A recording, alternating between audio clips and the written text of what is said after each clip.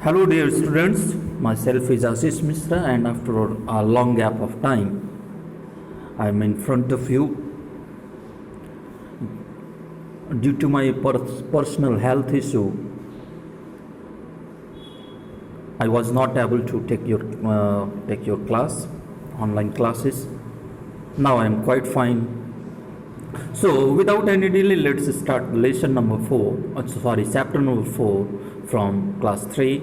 And the name of this beautiful poem is The Woodpecker. What is a woodpecker? Woodpecker is a bird which pecks the woods. Woodpecker एक चिड़िया का नाम है जो कि काठ को फोड़ करके, लकड़ी को फोड़ करके उसमें अपना घोंसला बनाता है और उसे ठक ठक ठक की आवाज़ आती है। हिंदी में इसे कठफोड़वा कहते हैं। और ये जो द वुडपेकर पोएम है यह एलिजाबेथ मैडॉक्स रॉबर्ट्स के द्वारा लिखी गई है। तो हम लोग इसे कैसे पढ़ेंगे? सबसे पहले इसका जो वार्म अप है पहले हम उसको पढ़ेंगे, कविताओं को पढ़ेंगे, कविता की कुछ पंक्तियों को पढ़ेंगे और उसमें आने वाले जो टफ वर्ड्स हैं, जो डिफ़िकल्ट वर्ड्स हैं, उसके मीनिंग को देखेंगे और तब जा कर के हम लोग इसके अर्थ को समझने का प्रयास करेंगे। So let's start the chapter the woodpecker. Let's have a glance upon the warm up. You may see here, warm up. The antics of woodpecker on a rainy day are beautifully portrayed in this poem. Can you think of another animal that also pecks?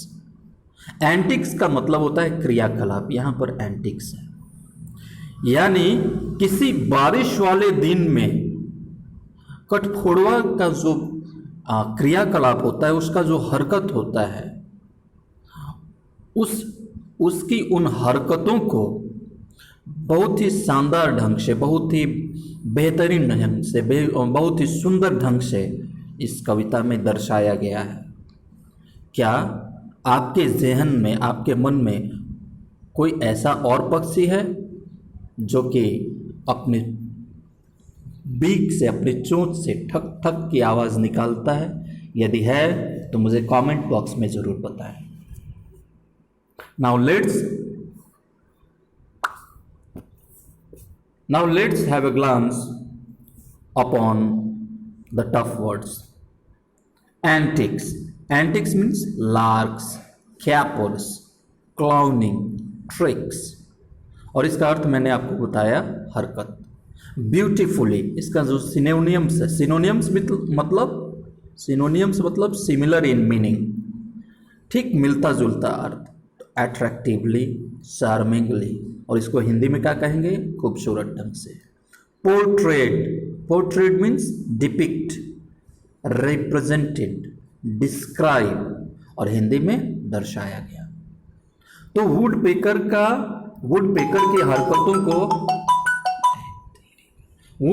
की हरकतों को बहुत ही शानदार ढंग से बारिश वाले दिनों में दर्शाया गया है। और किसके द्वारा दर्शाया गया है? कवयित्री एलिजाबेथ मैडॉक्स रॉबर्ट्स के द्वारा।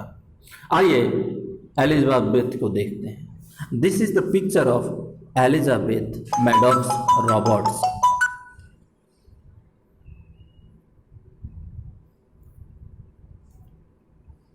This is picture of Elizabeth Maddox Roberts. Now let's have a glance upon the author. ये जो कवयित्री हैं इनके बारे में कुछ जानने का प्रयास करते हैं। Elizabeth Maddox Roberts, born on October 30, 1881 and died on March 13, 1941. 30 अक्टूबर 1881 को इनका जन्म हुआ और 13 मार्च 1941 को यह देहांत हो गया। Was a Katunsky novelist and poet. एक कैटुन्स्की शहर है ये आपको यूएसए में, वो वहाँ की एक बहुत ही बड़ी उपन्यासकार और एक कवित्री रही हैं।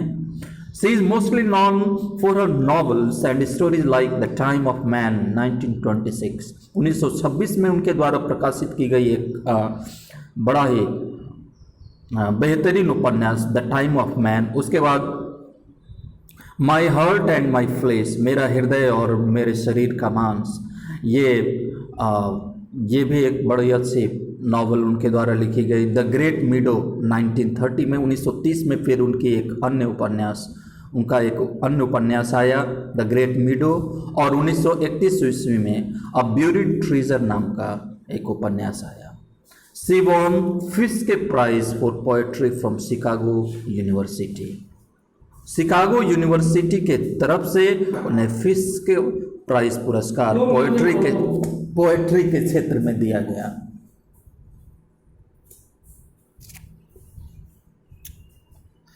This was a short scenario. Sorry for being interruption. This was a short description about the poetess Elizabeth Maddox Roberts. Now, students, let's start the poem.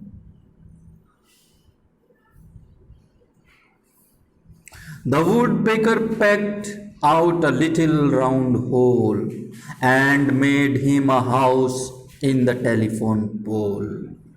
One day when I watched, he poked out his head, and he had on a hood and a collar of red. इसमें कुछ tough words आए हैं, पहले हम उन tough words को देखते हैं। पैक्ड, पैक्ड मीन्स क्या होता है? बीट, ब्लेव, स्मैक्ड, स्ट्रोक्ड, ठकठकाना, यानी अपने चोंच से लगातार किसी चीज को बीट करने के लिए, काटने के लिए या टुकड़ों में बांटने के लिए ठकठकाना, जैसा कि वुड पेकर करता है। Round, round means circle, full, plump भी आप कह सकते हैं, स्फेरिकल यानी वृत्ताकार, गोलाकार। Pock out, pock out means extend, reach out, बाहर निकलने का प्रयास। हुड, हुड मीन्स कवर या फिर कैप, हिंदी में उसे आवरण कह सकते हैं आप, या फिर टोपी के रूप में भी कभी कभी हुड का प्रयोग किया जाता है। कॉलर मीन्स अरेस्ट, कैप्चर, पकड़ना। एक बार फिर से हम लाइंस को दोहराते हैं। The woodpecker pecked out a little round hole and made him a house in the telephone pole.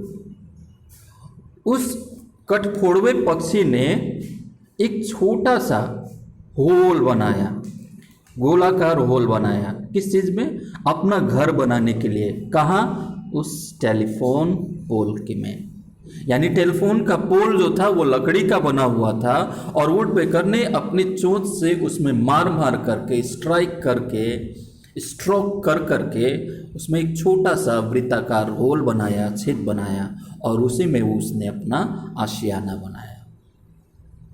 One day when I watched, और एक दिन मैंने देखा, ही पॉक्ड आउट हिज हेड, उसने उस छेद से, यानी उस लैंप, टेलीफोन पोल पर जो उसने घर बना रखे थे, उसने उस छेद से, अपने घोंसले से अपने सर को निकाला। पॉक मीन्स बाहर की तरफ निकालना, झांका। And he had on a hood and a collar of red, और ऐसा लगता था कि जैसे उसने किसी लाल रंग का चोगा पहन रखा हो। वुडपेकर की चित्र आपने देखी होगी, उसका जो सर होता है वो लाल रंग का होता है, तो ऐसा लगता था जैसे उसने किसी लाल रंग का चोगा, लाल रंग का आवरण धारण कर रखा हो।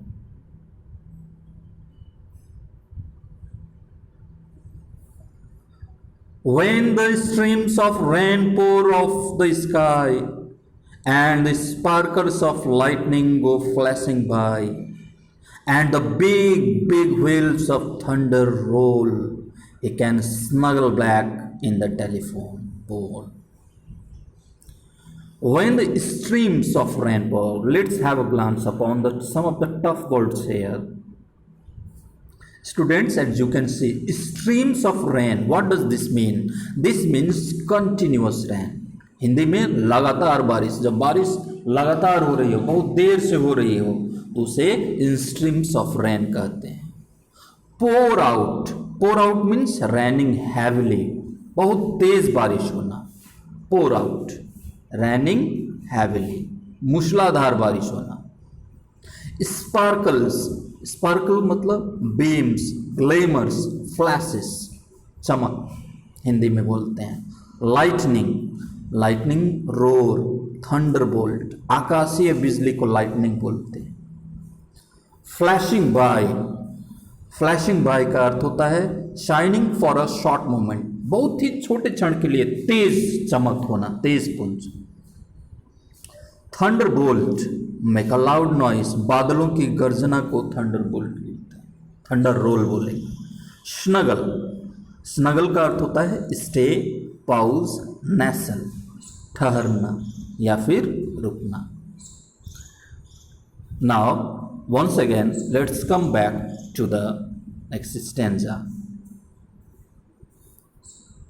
When the streams of rain pour out of the sky, जब आकाश से लगातार मूसलाधार बारिश हो रही थी. And the sparkles of lightning go flashing by, और बहुत ही तेजी के साथ एक तेज रोशनी आकाश से निकलती थी. And the big big wheels of thunder roll, और आकाश काफ़ी जोर से यानी बादलों की गर्जन काफ़ी तेज हो रही थी. He can snuggle back in the telephone pole. वह उस समय वो कठकोड़वा बाहर निकलना चाहता था, लेकिन जैसे ही बादलों की तेज गड़गड़ाहट और मूसलाधार बारिश उसके चेहरे पर पड़ती, वो सुनता, वो फिर से दुबक करके अपने घोंसलों में जा बैठता. So this was the poem written by Elizabeth Maddox Roberts. So students, this is all for all, and I do hope that it's going beneficial for you, and you have to remember all of the tough words given in this chapter. Try to find out the meaning of the poem also. In the next video we will I will come with the exercises given in this chapter. Till then, it's time to say you bye. Thanks you.